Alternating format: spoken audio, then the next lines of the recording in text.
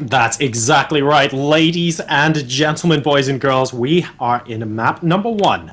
It's going to be on Belshire Vestige, and we have a pretty exciting matchup here, spawning in the bottom right-hand corner, representing FNATIC Gaming as the pink Protoss here on Belshire Vestige. We have the one, the only, hashtag Year of Harstem. Now, speaking of hashtags, he just sent out a tweet with the hashtag atheism. And that's because he is looking here to do what Dimaga started and he hopes to finish. He is playing the Red Terran in the top left-hand corner, the ultimate weapon god himself. From KTRolster, we have Flash. I cannot explain how excited I am. I have only ever cast Flash, I believe, on 2 other occasions. Oh? So, doing it now, again, in StarCraft 2 when he's really practiced. This was back when he was first messing around with StarCraft 2, before he properly switched and stuff. So, seeing him now with full form, cast him, is going to be amazing. And of course, the fact that Dimaga just not only beat him, but 2-0'd Flash in Group Stage 2 in his first series of this DreamHack is absolutely incredible. No one would have thought that.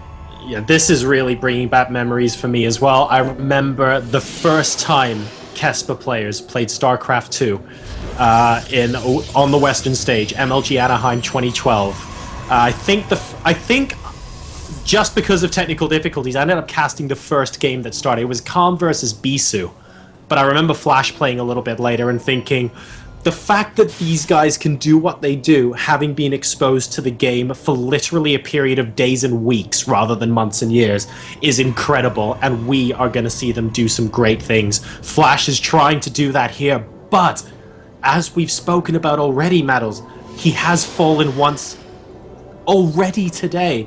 This is almost unheard of here. Dimaga 2-0ing Flash. I'm hyped. I'm just... Everything that's going to happen from now on could be game defining. Like, I already know that... I haven't even looked at Reddit StarCraft yet, but I know that, like, the top 3 posts are going to be about that previous game, Dimaga versus Flash. And that would not surprise me. It's crazy. Now, Flash, he's going for the double Reaper, but hiding them. His rally point back to the mineral line. So is he going to move out with those 2, or is he going to go for the element of surprise? If he ends up going with more than 2, of course, can be very, very frustrating for Harstem to have to deal with that many at once. It sort of reaches a point, really, where they can maybe even start taking on Stalkers. So you have to be a little bit careful. If I were Flash, I'd consider moving out across the field, at least with 1 for some initial scouting. Don't really want to pull them up too long. And there he goes. He's going to be hopping down there. What is he going to be building next? Command center, of course, on the low ground for him. Note, possibly just to... I mean, a probe will be able to see it if he moves in. And I think Flash is simply that confident. At the end of the day, yes, he's come back off the loss, but he's Flash, ladies and gentlemen. He is expecting, by default, to win a lot of games, and he has the skill to back it up. Now, in he comes with these first 2 Reapers. Is he going to be able to get a couple of probe kills? Well, there's already a Stalker here, ready to start working down it. Note, there isn't a second Stalker. Instead, the robotics facility was started slightly earlier. It's going to make it a little bit more tough in order to defend this. The Mothership Core, though, is down. Should be able to force this back. Flash dealing 0 damage, but did manage to get a scout on the tech choice from Harstem. Harstem being very, very calm and collected here.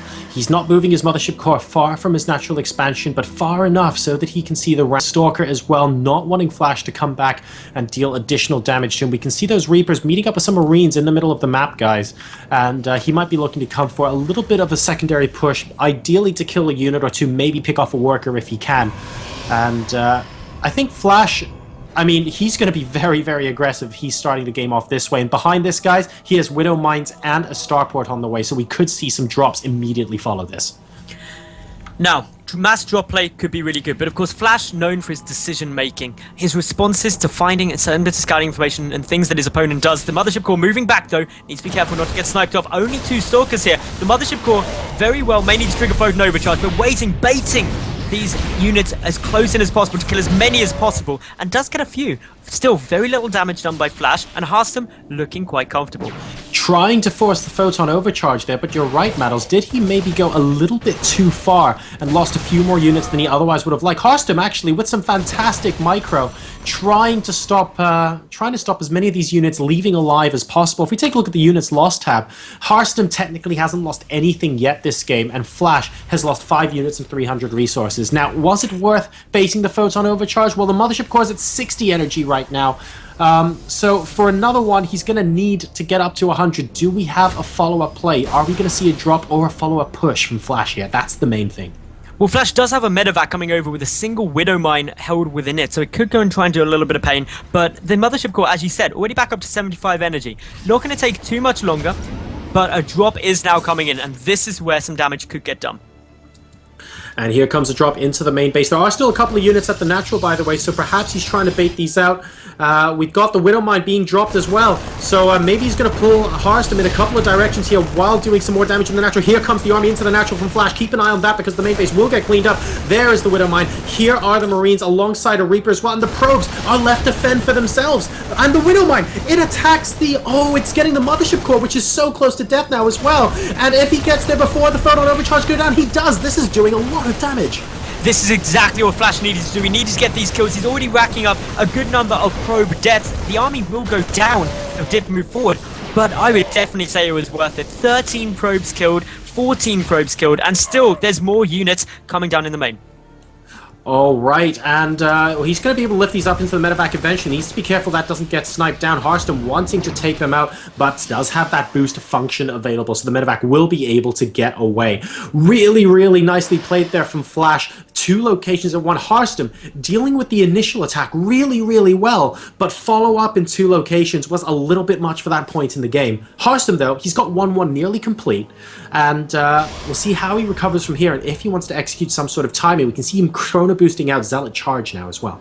He's also got the 1-1 upgrades coming down, and that means that he's going to have a really nice upgrade lead over Flash for a long period of time because he's only got +1 coming down. So Harstem, to summarize this in very layman's terms, Harstem went for tech and upgrades and not standing army, which is why Flash was able to have just what appeared to be so much stuff. But later game, Harstem should be in a bit of a better spot, assuming he's able to recover from that loss of workers. Exactly, and recovering from that loss of workers is something that's easy to do when your opponent isn't being aggressive, but Flash is just unbelievably relentless with his aggression here. Mothership Core does not have enough energy for Photon Overcharge, by the way, guys. It's hanging around at the back of the army. It's 60 hit points. 60 mana, rather. And he is just waiting for that to be able to use it in defense. Harstem really kind of stuck on 2 base, while Flash, about halfway through, putting his own 3rd down as well. Flash might want to consider another drop into the main, just to continue to distract Harstem, and I think going into the late game, if Flash has an opportunity, he'll end the game here, right? But ideally, he just wants to contain Harstem on 2 base and get up to 3 or 4, and then really put the chokehold on. Well, the concerning thing is 1-1 is done for Harstem compared to no upgrades yet for Flash. He does have +1 infantry weapons about to start kicking in, but yeah, we're getting ready for the move. Zealot Charge now. This is going to make a difference, but good force moves by Harstem. He completely segregates a whole ton of this army, allowing the Zealots to get right up close and personal with it. The Mothership Core, 3 energy off what it needs for a Photon Overcharge, but Harstem looks to be holding. He needs another warp in, ideally a couple more Zealots with this composition. I think it's a little bit too much DPS though, because he looked to be holding for the first half of that, but the medevacs, there are 4 of them here, and 5 of them now, and it's just proving to be a little bit too strong. He was 1 warp in away from being able to hold that off with the initial engagement, and now it looks like Flash might be able to come in and finish the deed early. The Photon Overcharge not being cared about right now, picking apart those units as they warp in. The supply is now 108 to 56. GG.